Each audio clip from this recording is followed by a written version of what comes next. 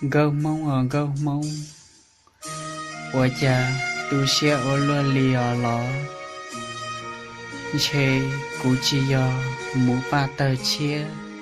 Ê mũ thi lì chi giá. Cú chi yo có mềm lâu xe tìa. Có thi lì chín rò cú xá. Chê cú chi yo mũ nhẹ ba tờ chia. Ê mũ thi lì chín dài. Cú chi yo có tu. Có thi lì chín rò cú hài. Cha yo tu xe ô lô lì. Dễ chỉ bỏ đê chị, dễ chỉ ya. Cú chỉ bỏ co chị, cú lúc xe yên chỉ ca. Tuy giờ giờ chạy cũng dạy con mù lợi. Thó có tôi lưu, tôi chua cho cú. Qua dầu cơ qua tao lanh mùa. Lô cho biết cho lưu hai tìa. Giống lưu ta, giống trò cá tôn trò đùa. Giờ có lưu cú tia. Thó có tốt sang. Cú mong dên có. Lô hai tia. Giống lưu ta. Chán đông trò cá tôn dê. Giờ có lưu cú tia. Thó có tốt sang. Cú mong dê chê. Cho mò. Cho mò. Chê nhung tua ta. Nhung yo chê tao nhung lúc bà hở. Giờ có chín do cú lỡ lò.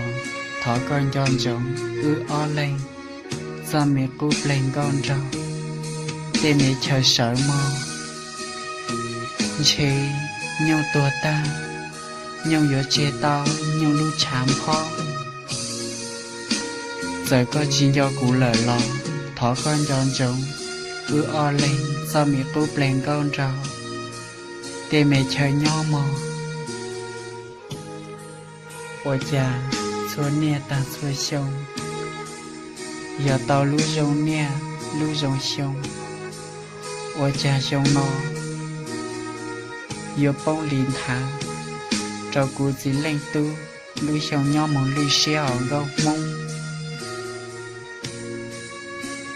Có nhỏ cú mù. Giờ có chỉ lũ cú lòn rau chê. Giờ có lũ cú chê. Mô có lên nhẹ lên gì. Để mẹ bàn tao mẹ xó. Cho chê. Ê tôi xa cú mô in dồi kê à. Xê cú mô. Bùa tao lũ rồng công cho lò rồng bê à. Có nhỏ cú mô.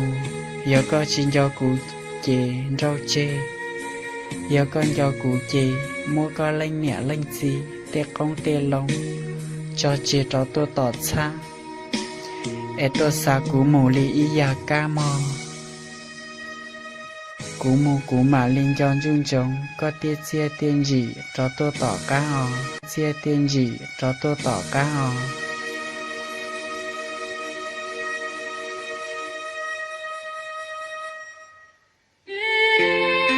Bia xí. Do mong chí mua. Em chế có tí sợi mong chia lúa nhang. Chế có tí xin cho xa cú lỡ. Tu xe ô lúa. Chia cú mà mua ứ cho mẹ cú lên con rào. Sáu rưu rò. Tô sáu tê mẹ tỏ trong hậu bề. Cho phổ trò. Tê mẹ cá mẹ rộng rò chua mò. Gâu mông. Cú mù lỡ nơi mò.